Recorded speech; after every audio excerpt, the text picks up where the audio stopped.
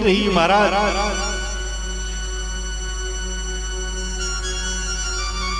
न अन्यम तद्भयम पश्ये यत्र मृत्यु परस्परम। मैं किसकी शरण में जाऊं? ये जो बाण है, जो ब्रह्मास्त्र है, मुझे जलाए दे रहा है, लेकिन मेरी समझ में ये नहीं आ रहा कि मैं किसकी शरण में जाऊं। न अन्यम पश्ये, मुझे कोई दिखाई नहीं दे रहा, एकमात्र मेरा आश्रय आप हो, मेरी रक्षा करो। जब वो बाल विधवा स्त्री और नजदीक आई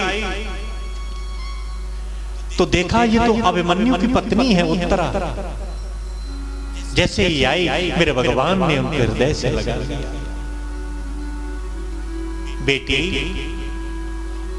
तेरे ससुर खड़े हैं 5 अतिरथी, महान वीर, महान योद्धा, तू उनकी शरण में नहीं गई।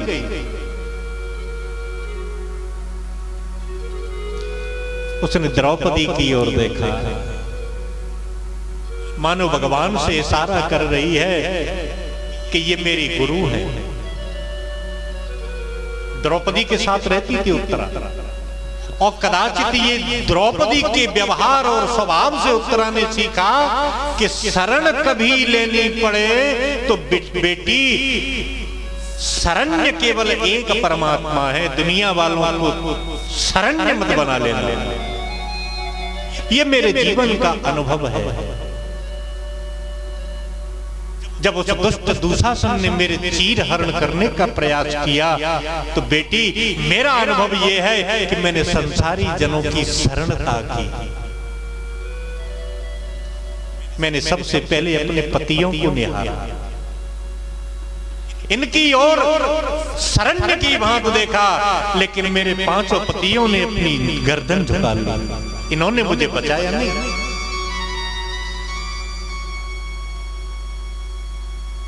फिर मैंने सब ने भी गर्दन झुका ली। पितामह भीष्म और द्रोणाचार्य गुरु, 2 ऐसे व्यक्तित्व उस सभा में विद्यमान थे जिस सभा में मुझे निर्वस्त्र किया जा रहा था। उस सभा में यदि द्रोणाचार्य दुर्योधन को मना करते तो दुर्योधन की हिम्मत नहीं थी, सामर्थ्य नहीं थी कि मेरा अपमान करता। भीष्म पितामह के एक इशारे से दुर्योधन के प्राण भी शरीर को छोड़ के चले जाते।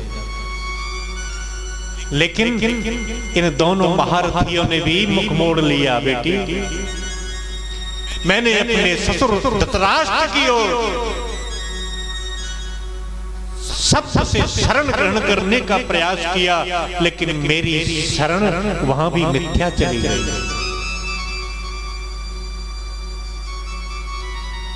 बिटिया, तब मैंने इन्हीं की शरण ग्रहण की।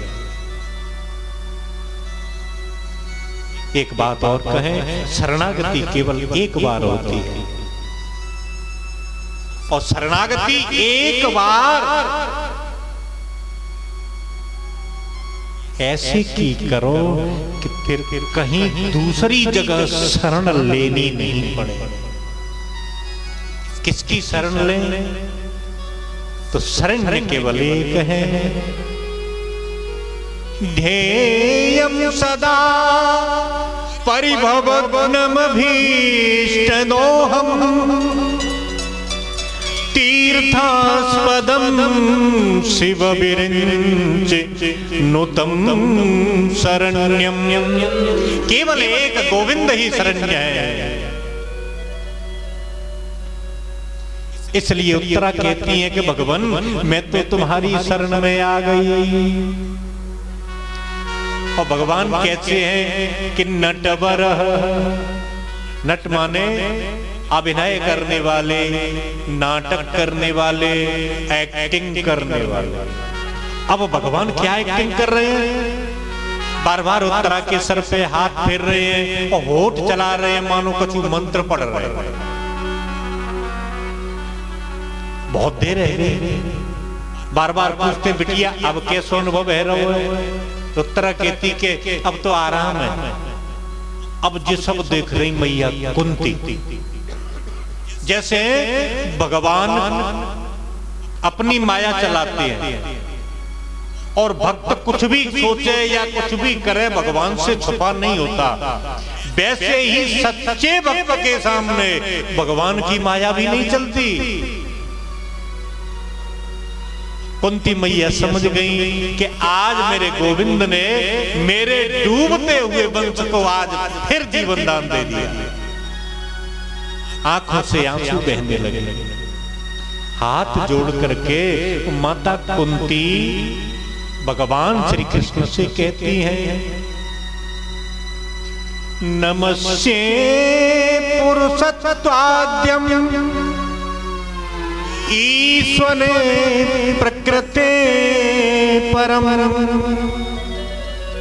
अलक्ष्यम सर्वभूतानां अंतर्बहिर्वस्थितम्। मैया ने अपने हाथ जोड़े और कहा कि नमस्ते। जैसे ही नमस्ते किया, भगवान बोले, बुआ तुम मुझे हाथ जोड़ करके नमस्ते कर रही है? कि नहीं नहीं, मैं तुझे नहीं कर रही। अरे बुआ मुझे ही तो कर रही है। कि नहीं नहीं। तो भगवान बोले कि अरे बुआ मैं तेरे भाई की संतान हूं, और संतान हूं ऐसी वैसी नहीं, सबसे छोटी। तो कुंती मैया बोली कि आज मैं अपने भैया के बेटे को प्रणाम नहीं कर रही। तो किसे कर रही बुआ? कि नमस्ते पुरुषत्वाद्यम, मैं आदि पुरुष भगवान को नमस्कार कर रही हूं। अच्छा, और कि ईश्वरे प्रकृते परम, आज उस परमात्मा को मैं प्रणाम कर रही हूं, आज उस ईश्वर को वंदन कर रही हूं। कौन सा ईश्वर? तो मैया कहती हैं कि अलक्ष्यम सर्वभूतानां, जो मेरे अंदर बैठा है, जो हम सबके अंदर बैठा है लेकिन दिखाई नहीं देता, ऐसे परम पुरुष परमात्मा को मैं प्रणाम कर रही हूं। भगवान बोले युधिष्ठिर की ओर देख करके, भैया देखो बुआ ने तो मुझे भगवान ही बना दिया। तब हाथ जोड़ करके युधिष्ठिर कहते हैं, और नहीं तो क्या केशव, अब छुपाने से क्या होगा? हो तो तुम भगवान ही है कि नहीं? हो कि नहीं हो भगवान? भीमसेन से पूछा, अरे देखो मुझे भैया, ये बड़े भैया भी मुझे भगवान कहते हैं। भीमसेन बोले, तो जा मैं कौन सी बुरी बात कह दी? अर्जुन से पूछा तो अर्जुन ने कहा कि प्रभु पकड़ में आ गया। तो भगवान ने कहा कि अब तो फंस गए। तो कहा चलो ठीक है, आप लोगों ने हमें भगवान मान लिया है, तो चलो पहले बड़े भैया से कहते हैं कि भैया एक बात बताओ, जब भगवान प्रकट होते हैं तो कुछ देते जाते हैं, वरदान देते हैं कि नहीं? तो आज तुम सब में बड़े हो, तो हे धर्मराज युधिष्ठिर, मैं भगवान हूं और तुम भक्त हो, मुझसे कुछ मांग लो।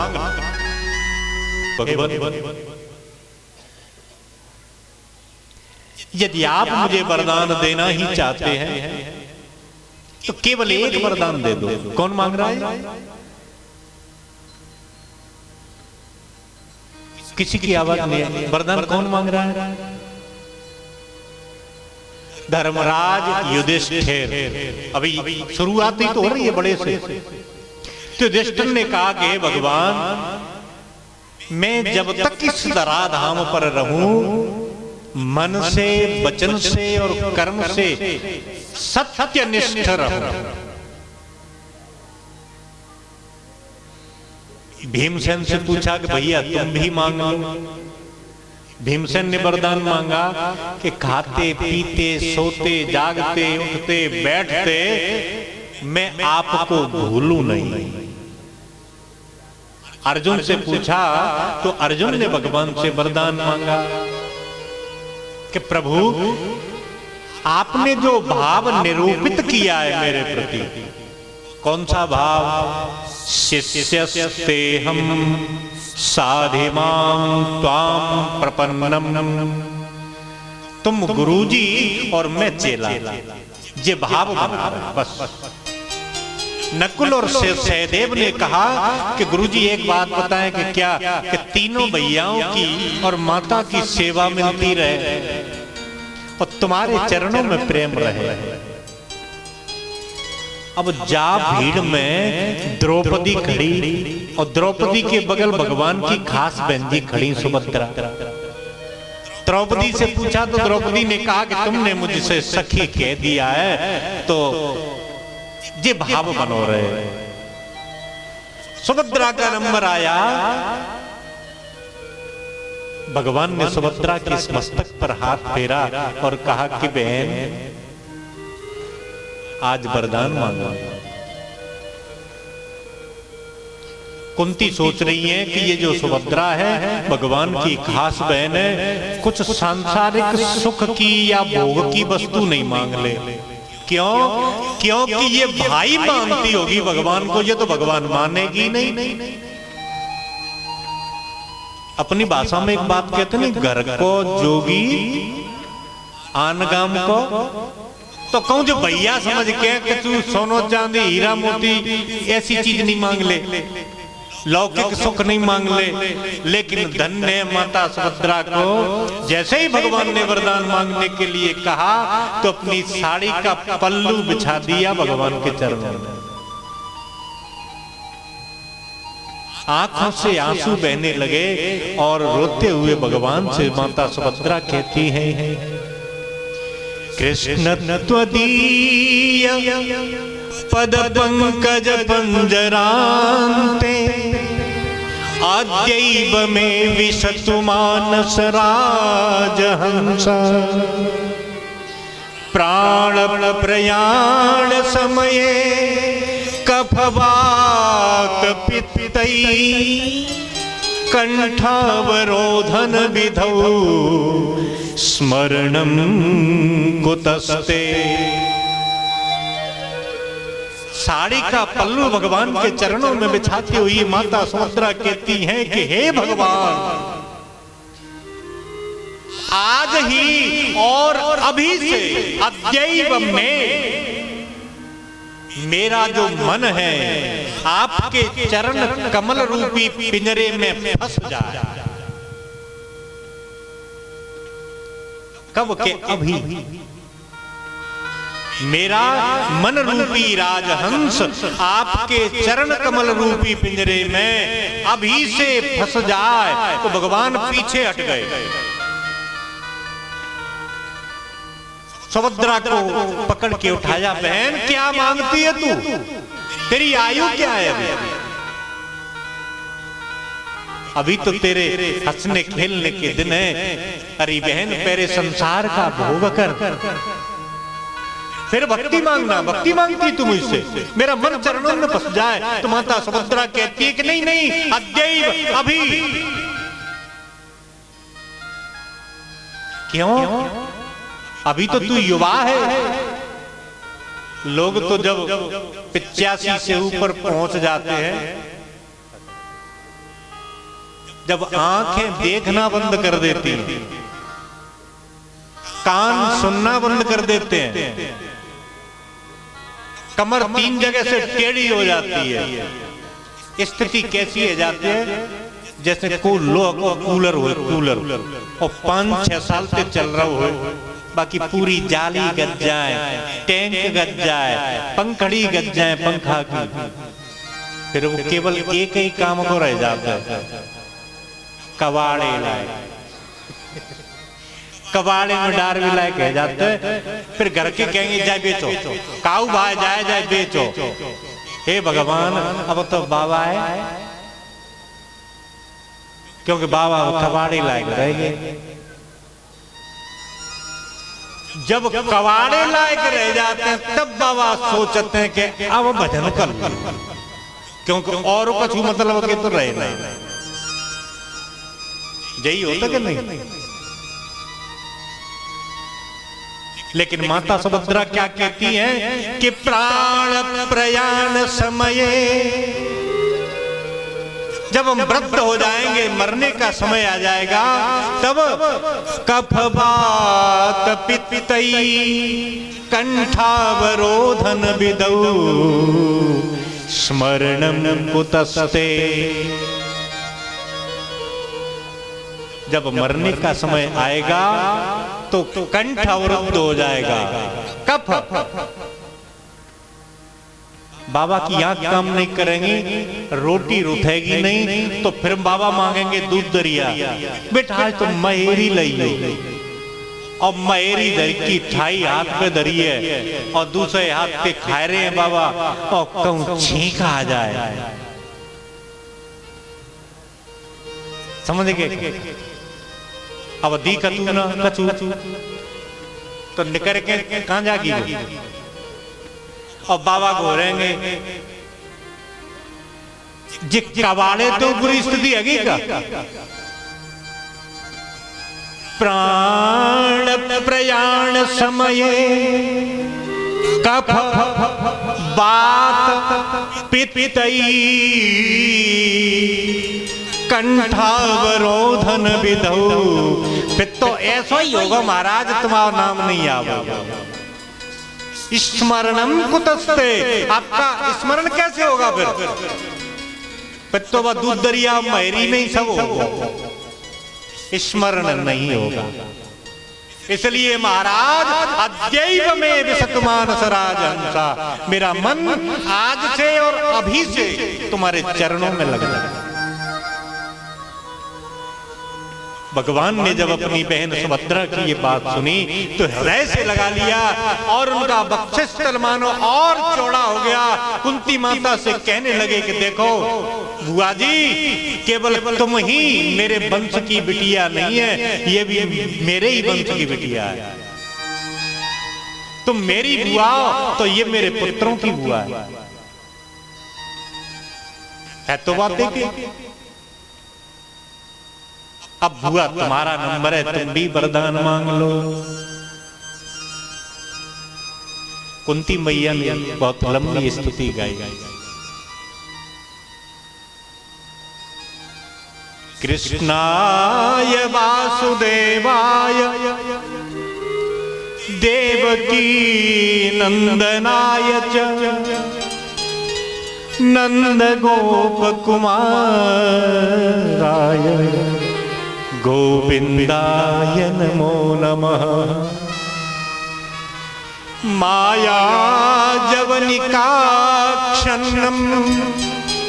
अज्ञाधोक्षजमद्गयम्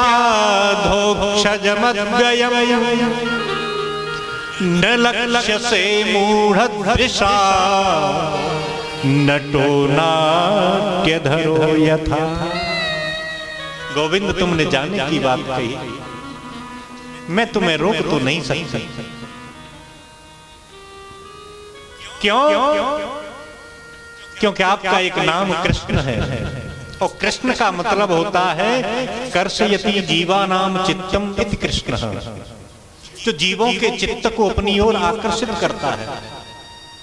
तो पहले तुमने मथुरा में जन्म लिया, गोकुल में लीलाएं करी, गोकुल की ग्वालनियों को, गोकुल की गायों को, गोकुल की गोपों को तुमने अपने स्वभाव से, अपने प्रेम से अपने बस में कर लिया। और जब वो लोग तुमसे प्रेम करने लगे तो हे कृष्ण, तुम उन्हें छोड़ के चले आए। जब ऐसे प्रेमी जन तुम्हें रोक नहीं पाए गोकुल वृंदावन मथुरा में, तो मैं तुम्हें यहां हस्तिनापुर में कैसे रोक सकती हूं? दूसरा नाम कुंती मैया ने कहा वासुदेवाय। वासुदेव का मतलब होता है जो वसुदेव के बेटा है। और तीसरा नाम लिया देवकी नंदनाय च। तुम्हारे माताजी और पिताजी दोनों, जिनके यहां तुम पैदा भये, तुम्हें पैदा करने वाले वसुदेव और भाभी देवकी तुम्हें मथुरा की जेल में रोक नहीं पाई, एक रात तक तुम वहां नहीं ठहर पाए, तो मैं कौन होती है तुम्हें हस्तिनापुर में रोकने वाली? आप जाओ तो जा सकते हो केशव। अरे और क्या कहूं, नंद गोप कुमाराय, जिस नंद बाबा और माता यशोदा ने तुमको प्राणों से भी ज्यादा प्रेम दिया, वो नंद बाबा और यशोदा माता तुम्हें गोकुल में नहीं रोक पाई,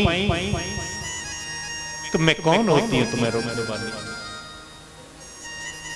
गोविंदाय नमो नमः। गोविंद का मतलब होता है गाम विंदन्ति इति गोविंद, जो गायों की रक्षा करे उसे कहते हैं गोविंद।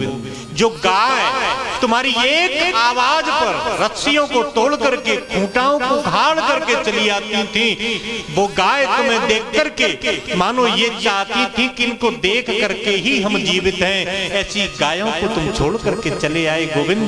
मैं तुम्हें कौन होती हूँ रोकने वाली।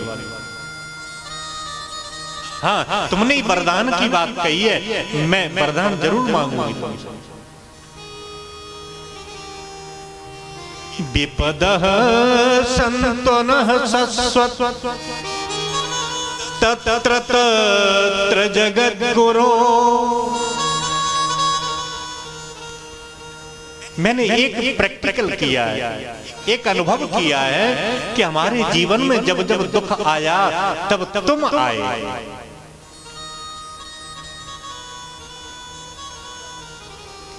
विपदः सन्तु नः शश्वत् तत्र तत्र जगद्गुरो भवतो दर्शनम् यस्यात् अपुनर्भव दर्शनम्। लेकिन जैसे ही सुख आया और तुम जाने की कह रहे हो, भैया हमें तो जा सुखती दुख ही चोखो लगते जा में तुम हमारे संग रहते हो। हमें जे सुख नहीं चाहिए, सुख के माथे सिल पर, सिल माने पत्थर, हमें सुख नहीं चाहिए, हमें तुम चाहिए। सुख के माथे सिल पर जो हर हृदय से जाए, बलिहारी व दुख की जो पल पल याद करा। देना चाहते हो तो हे केशव हमें विपत्तियां दे दो, तुम दुख दे दो।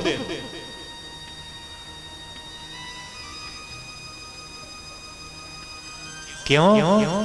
क्योंकि विपदो नैव विपदः संपदो नैव संपदः विपदो विस्मरणं विष्णो संपन्नारायण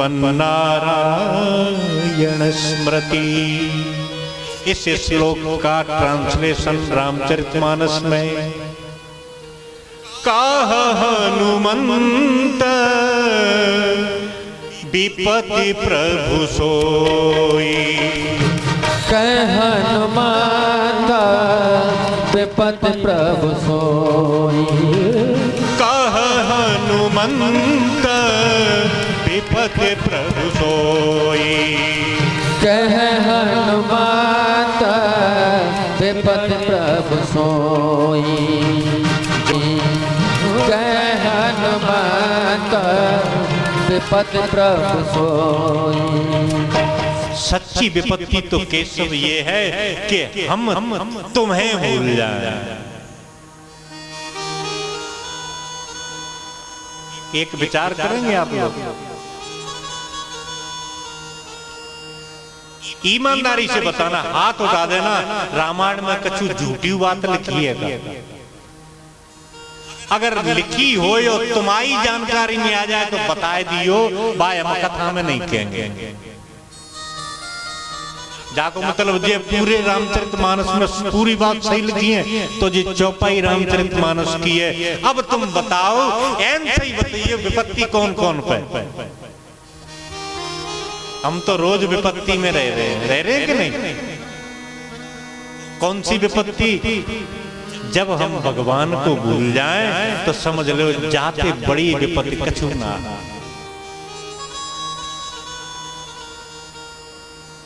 अगर विपत्ति से बचना है तो एक सूत्र और मेरा निवेदन मैं प्रयास करता हूं प्रत्येक कथा में कहने का,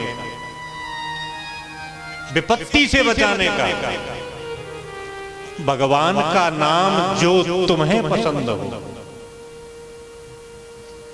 भगवान का कोई भी नाम जो तुम्हें पसंद हो, रोजाना 11 बार,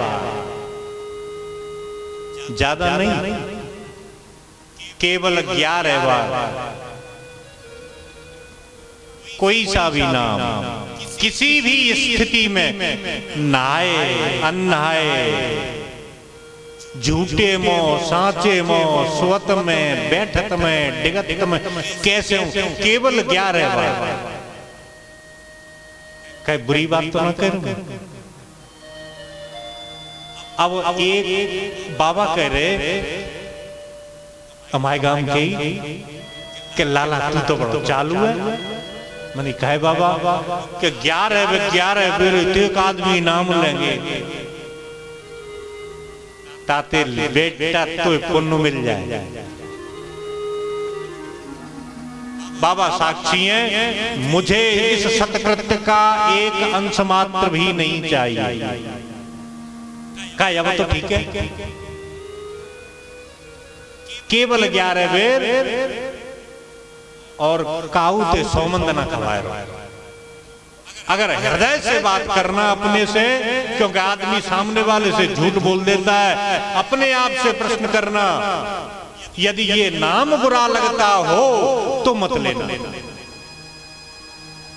नहीं तो बाबा पूछो, मंगलदास बाबा है, सीताराम सीताराम सीताराम जय सीताराम, सीताराम सीताराम सीताराम जय सीताराम, राधे श्याम राधे श्याम राधे श्याम जय राधे श्याम, राधे श्याम राधे श्याम राधे श्याम जय राधे श्याम, जय सीताराम सीताराम सीताराम जय सीताराम, सीताराम सीताराम सीताराम जय सीताराम। बोलिए राम नाम महाराज की जय। जो नाम पसंद हो,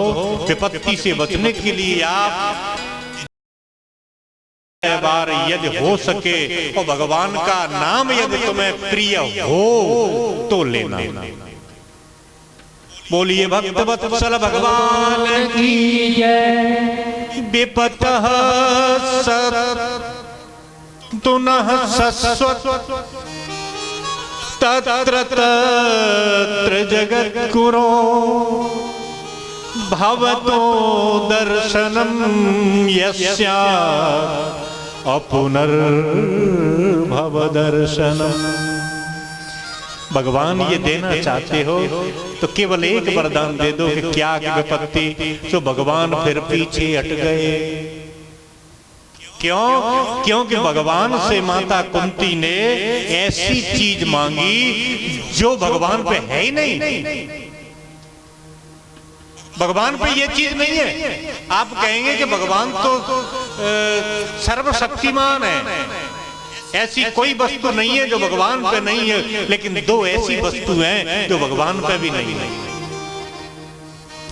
एक तो मन भगवान के पास नहीं है, और दूसरा दुख भगवान के पास नहीं है।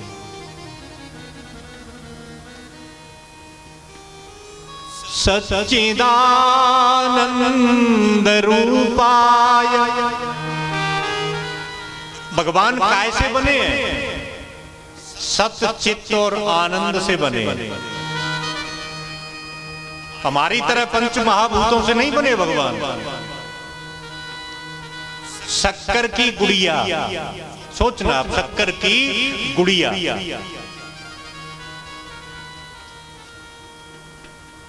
उसके हाथ को देखो काय से बना है? पैर को देखो, कान देखो, पूरा शरीर देखो कैसे बना है, पूरा शरीर ही शक्कर है। उसी प्रकार जैसे शक्कर की गुड़िया का अंग प्रत्यंग शक्कर से निर्मित है, उसी प्रकार परमात्मा कैसे बने हैं कि सत चित और आनंद से बने हैं, सुख से बने हैं, प्रेम से बने हैं, आनंदमय है प्रभु। सच्चिदानंद रूपाय विश्वोत्पत्त्यादि हेतवे। काम क्या करते हैं कि आनंद दुख को नष्ट करता है, तो तापत्रय विनाशाय श्री कृष्णाय वयं नुमः। तुलसी बाबा यही बात तो कहते हैं, जो आनंद सिंधु सुख राशि, जो आनंद सिंधु सुख राशि, जो आनंद सिंधु सुख राशि, जो आनंद सिंधु सुख राशि, करते लोक सुपासी, करते त्रैलोक सुपासी। सो सुख धाम राम हस नामा, सो सुख धाम राम हस नामा, अखिल लोक दायक आनंद का सिंधु है और सुख धाम है, सुख की राशि है। ईमानदारी से बताओ, दूध की बाल्टी में कोई तुमसे पूछे कि जा मैं कहा है, ध्यान देना, बड़ी समझने की चीज। अन्यान्योपाश्रित होने के कारण उस दूध में घी भी है, दही भी है, छाछ भी है, मक्खन भी है, मलाई भी है। अब आप ये कह रहे हैं कि इसमें क्या है कि भैया मई है, बिल्कुल है। इसमें क्या है कि दही है, बिल्कुल है। तो जैसे हमसे कही तुमने, हमने पूछी जा बाल्टी में क्या है, और धरो है दूध बा में। हमने पूछा क्या है इसमें, आपने कह दिया कि दही। तो बिल्कुल दही बनाया जा सकता है, लेकिन उसमें है नहीं तो प्रैक्टिकल कर लो बा भरी बाल्टी में और एक खोंच दही डाल के देख लो, फिर कहियो जा में कहा है कि दूध नहीं बनेगा। फिर एक बार दूध फटके दही बन गया, जम के दही बन गया, मथन करके घी या मही छाछ बन गया, तो फिर दूध बनना, लेकिन दूध से छाछ बन जाएगी। भगवान क्या है कि प्योर आनंद है। अगर उसमें आनंद के समुद्र में एक बूंद यदि विपत्ति, दुख, क्लेश, संताप डाल दिया, संभव नहीं है, दूध का स्वरूप बदल जाएगा। तो भगवान पे दुख है ही नहीं, देते कहां से।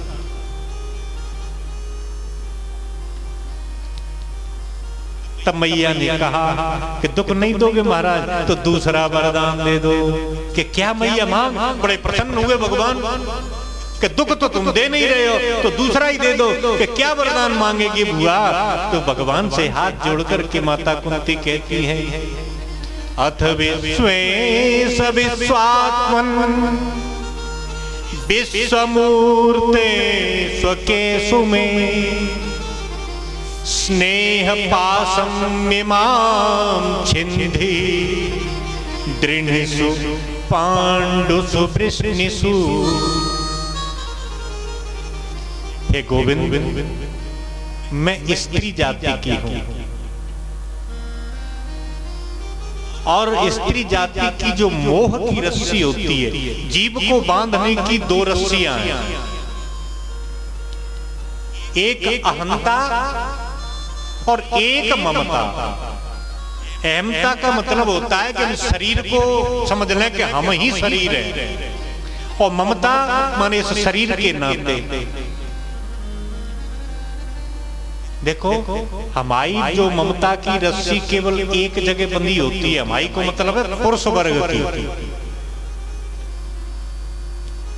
हमारा प्रेम होगा तो पत्नी से होगा, पुत्र से होगा, पुत्री से होगा, भाई से होगा, माता से होगा, पिता से होगा, माने अपने परिवार में ही तो होगा। लेकिन कुंती मैया, और केवल कुंती मैया की बात नहीं है, आप सब माता बहनों की बात है। इनकी मोह की रस्सी, इनकी ममता की रस्सी दो जगह बंधी होती है, अपनी एक जगह और माताओं की दो जगह। यही माता कुंती कहती हैं कि मेरी ममता की रस्सी काट दो केशव। भगवान बोले कहां बंधी है? तो मैया बोली कि महाराज बड़ी जोत से बंधी है, दृढ़ है। दृढ़ माने बड़ी टाइट बंधी है। तो बंधी कहां है मैया, कहां से छोड़ो? पांडुसु, पहले तुम मेरे कुटुंब में, मेरे बच्चों में, मेरी संतान में, और वृष्णिसु, वृष्णि माने यादव, मायके में। पुरुष यदि पुण्य करे, सत्कर्म करे, तो एक परिवार को धर्म की प्राप्ति होती है, केवल उसके निजी परिवार। पुरुष यदि पाप करे तो एक परिवार को ही पापोचित कर्म से गुजरना पड़ता है। आप लोग सुनती होंगी माताएं कि को कथावाचक आ जाए, भले 15 मिनट कोई प्रवचन करे तो दो एक बात जरूर बोलेंगे पंडित जी, बिन में एक बात जरूर स्त्रियों के उपदेश की करेंगे कि माताओं तुम जाए करियो। सोचत तो होंगी तुम, लेकिन आज सुन लो तुम, प्रत्येक शास्त्र में माता बहनों के लिए ही नियम क्यों बताए? यद्यपि पुरुष वर्ग के लिए भी बहुत नियम बताए, लेकिन ज्यादा तुम्हारे लिए क्यों है? आज समझ लो, ज्यादा इसलिए है कि पुरुष वर्ग पर 1 गुना अधिकार है और तुम पे डबल अधिकार है। तुम्हारी ममता की रस्सी 2 जगह बंधी है। पुरुष वर्ग मंदिर में जागो, गोसाई बाबा थे, हनुमान जी महाराज थे, दयादास बाबा थे, एक ही प्रार्थना करेगो कि हे बाबा, हे मंगलदास बाबा, मोड़ा ने पीएससी की परीक्षा दी है, प्री निकाल ली 2 बेर, अब मेन की परीक्षा है, भाई कैसे हूं निकालते हो बाबा, सपता कवाए देंगे।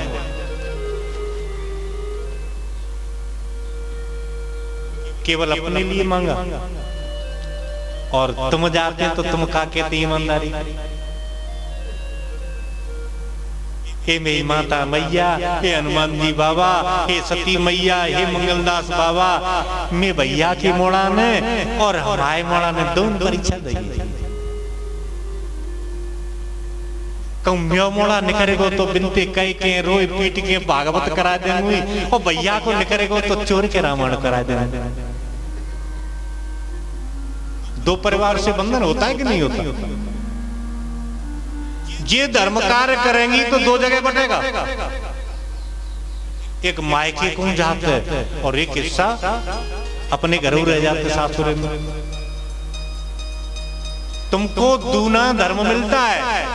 1 रुपया की बराबर तुम धर्म करेंगी, तुम 2 रुपया भाव देखो भगवान, क्यों? क्योंकि तुमको डबल मिलता है। तो जाको मतलब जे धर्म डबल मिलते तो पाप डबल मिलेगा कि नहीं मिलेगा? ध्यान देना, उनसे यदि गलती हो गई तो 1 गुना मिलेगा, और तुमने पेते है गई तो। इसलिए आप लोगों को ज्यादा समझाया जाता है कि आप गलती मत करना, नहीं तो तुमने 1 की जगह बिन 1 डंडा मिलेगा तो तुमने, और बिन 1 लड़ुआ मिलेगा तो तुमने। इसलिए मैंने शुरू में कहा था कि कथा में विघ्न करना, वैसे जो पहली कथा दो दिन एक ही दिन भैया भाई अब मौको ना दो, बड़ी शांति से सुन रही है आप। और जब कोई श्रोता शांति से सुने तो दो कारण होते हैं, क्या तो कछु पल लेना पड़ रही, क्या पता ना क्या कह रहे हो, ओके 100% समझ। बोलो जय राम। जय राम। माता कुंती कहती हैं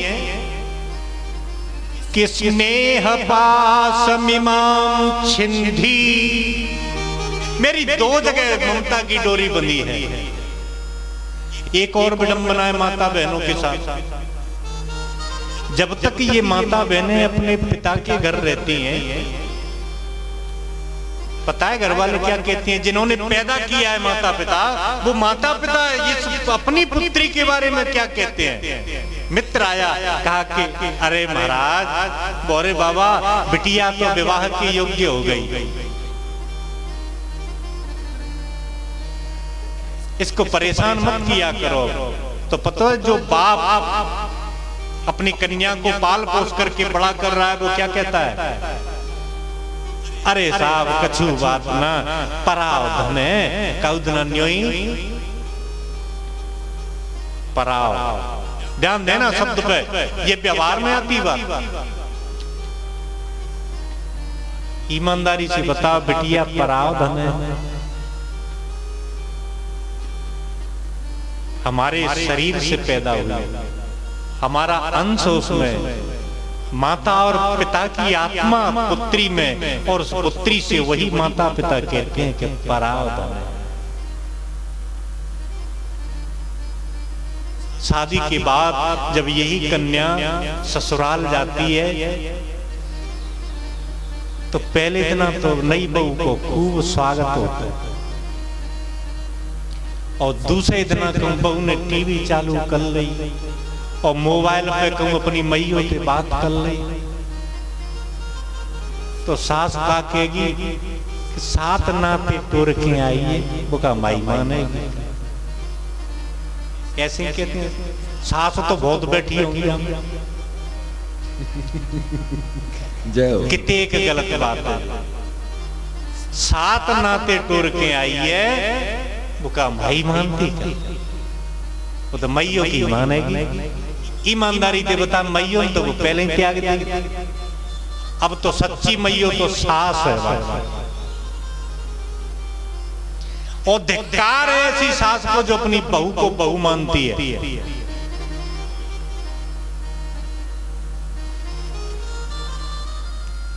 लेकिन विडंबना है माता बहनों के लिए, जिसने पैदा किया वो अपना नहीं मानते, और जिस घर में वो विवाह होने के पश्चात गई, जिस घर को वो अपना मानती है, वो भी इसको अपना नहीं मानते बिल्कुल।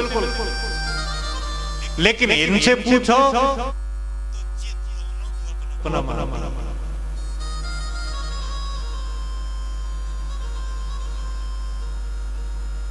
ये बात माता कुंती कहती है, स्नेह पासमिमां छिंधी दृढ़ेषु पांडुषु वृष्णिषु। भगवान ने माता कुंती को मनचाहा वरदान दिया, और दुख नहीं दे पाए तो आज रुक गए। माता कुंती ने सुंदर स्तुति गाई, बाके बिहारी रे दूर करो दुख मेरा। बाके बिहारी रे दूर करो दुख मेरा। बाके बिहारी रे दूर करो दुख मेरा। बाके बिहारी रे दूर करो दुख मेरा। मेरे बनवारी रे दूर करो दुख मेरा। मेरे बनवारी रे दूर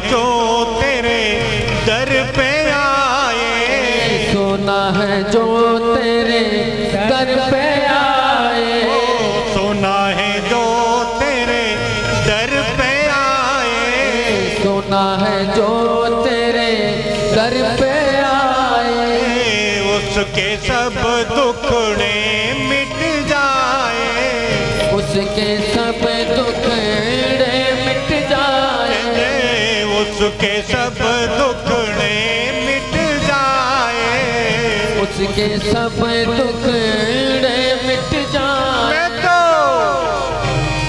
मैं तो आयो शरण तिहारी रे, दूर करो दुख मेरे। आयो शरण तिहारी रे, दूर करो दुख मेरा।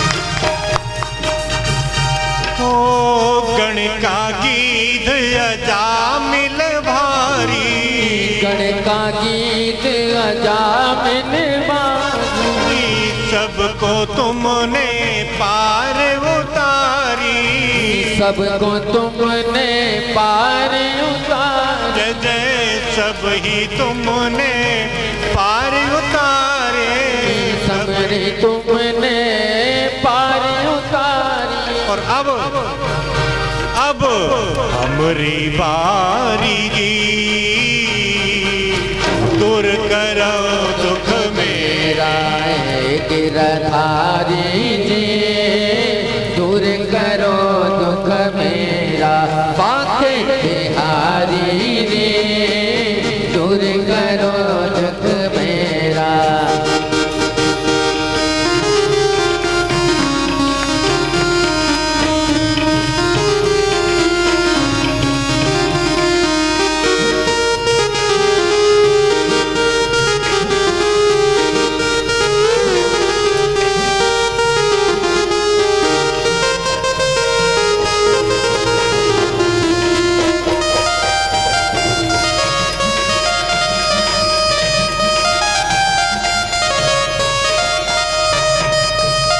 केवल एक अभिलाषा है भगवान, हमें आपका दर्शन चाहिए। मोर मुकुट पीतांबर धारी, मोर मुकुट पीतांबर धारी। अकेले नहीं आना, संग में हो श्री राधा प्यारी, संग में हो तेरी राधा प्यारी। मोर मुकुट पीतांबर धारी, मोर मुकुट पीतांबर धारी। संग में हो श्री भानु दुलारी, संग में हो श्री भानु दुलारी। मोहन गिरिवर धारी जी, दूर करो दुख मेरा।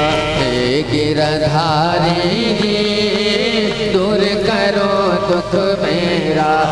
हे बिहारी जी, दूर करो दुख मेरा।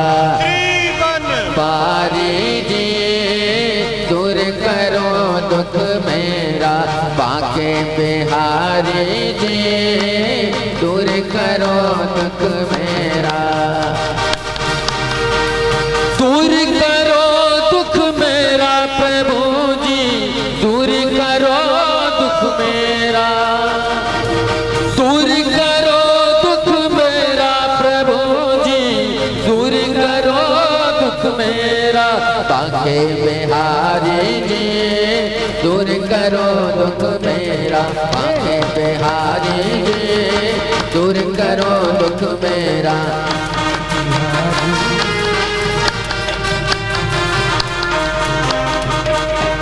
बोलिए भक्तवत्सल भगवान की जय। आज मेरे ठाकुर जी हस्तिनापुर में रुक गए। रात को जाग करके मेरे केशव ने देखा कि पूरे महल की बत्तियां बंद हैं, लेकिन युधिष्ठिर जी के कक्ष में प्रकाश। तो भगवान चले गए, देखा तो युधिष्ठिर जी रो रहे। भगवान ने पूरी रात समझाया, जो ज्ञान अर्जुन को दिया था श्रीमद् भगवत गीता के माध्यम से, वो पूरा का पूरा ज्ञान युधिष्ठिर को सुना दिया। अर्जुन की तो समझ में पूरी श्रीमद् भगवत गीता आ गई, लेकिन युधिष्ठिर के दिमाग में एक अक्षर नहीं आया। क्यों? क्योंकि सोई जानहि तेहि देहु जनाई। भगवान की इच्छा नहीं थी कि युधिष्ठिर मेरे ज्ञान को प्राप्त करे। क्यों? क्योंकि उस समय भगवान के दिमाग में, मन में एक बात आई कि सरसैया पर पड़े हुए पितामह भीष्म के द्वारा इनको मैं ज्ञान दिलवाऊंगा, तो एक तीर से दो निशान हो जाएंगे। भीष्म पितामह की मुक्ति हो जाएगी, युधिष्ठिर को ज्ञान हो जाएगा। सवेरे पांचों पांडवों को, द्रौपदी माता कुंती को लेकर के भगवान कुरुक्षेत्र में भीष्म पितामह के पास पहुंच गए। पांचों पांडवों ने माता द्रौपदी कुंती के सहित प्रणाम किया पितामह भीष्म को, लेकिन भगवान श्री कृष्ण ने पता है क्या किया? अपना मस्तक पितामह भीष्म के चरणों में रख करके प्रणाम किया। ये स्थिति देखी तो पितामह की आंखों से अश्रुपात होने लगा।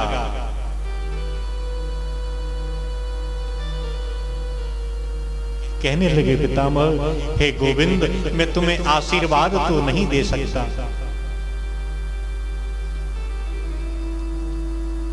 लेकिन मैं तुमसे एक विनय करता हूं। आशीर्वाद के बदले में मैं अपने आप को तुम्हारे चरणों में समर्पित करता हूं। पितामह, आपका ये पुत्र युधिष्ठिर चक्रवर्ती राजा हो गया है, इनको कुछ ज्ञान दो। तो रोते हुए पितामह भीष्म कहने लगे, हे केशव, किसी को बड़ाई देना तो कोई तुमसे सीखे। आप साक्षात ज्ञान स्वरूप है और कहते हैं कि मैं इनको ज्ञान दूं।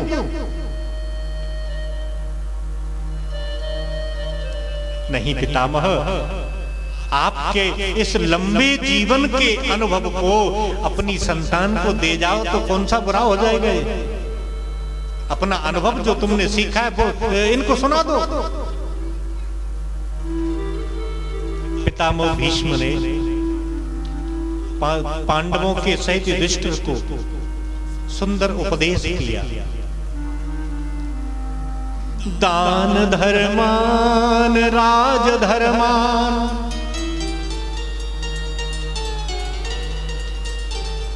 मोक्ष धर्मान विभाग सह स्त्री धर्मान भगवत धर्मान समासप्यास योगतः। बेटा, तुम ग्रस्त हो। ग्रस्त धर्म का एक नियम होता है। ग्रस्त धर्म में जीवन यापन करने वाले को चाहिए कि वो खूब जम के धन कमाए, लेकिन सतमार्ग से।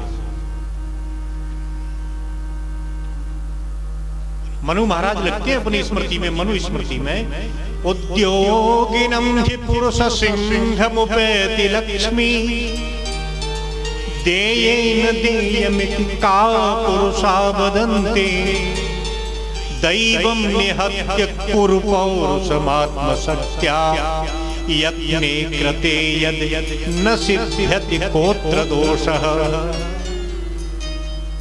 मनु जी कहते हैं कि ग्रस्त धर्म में रहने वाले लोगों को आत्मसत्या, अपनी क्षमता के अनुसार परिश्रम करना चाहिए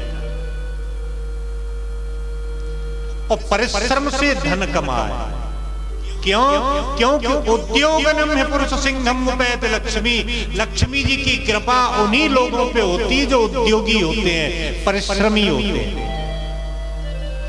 परिश्रम करने के बाद यदि परिणाम अपने अनुकूल न हो तो भगवान को नहीं कोसे।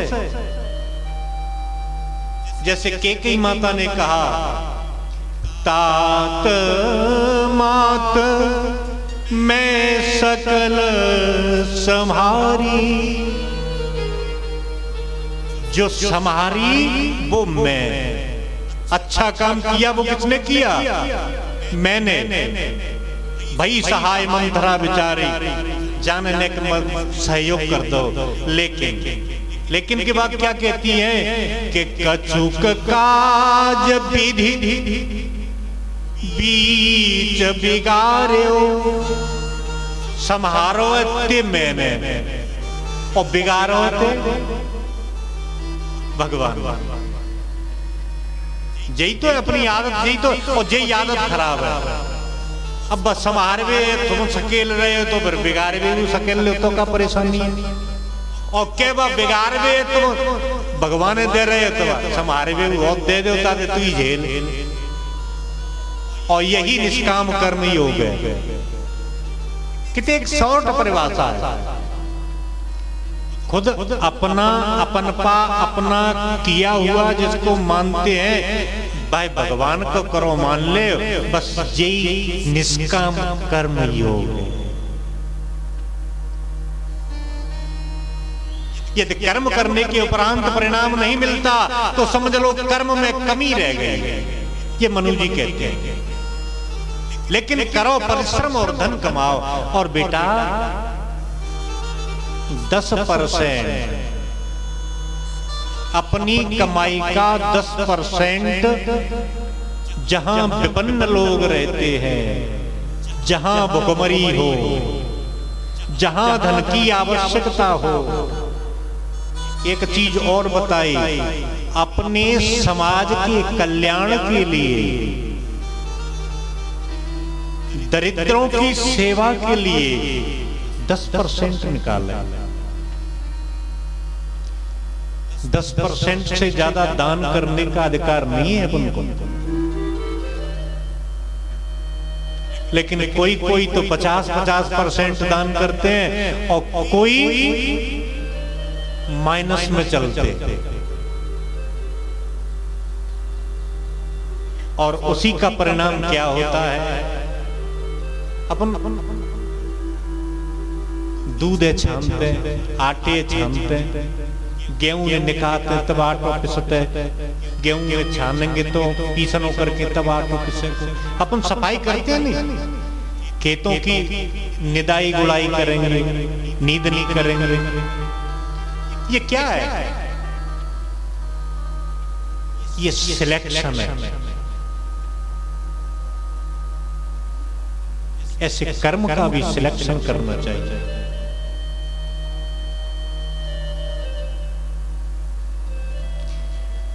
ग्रस्त आश्रयी जीवों को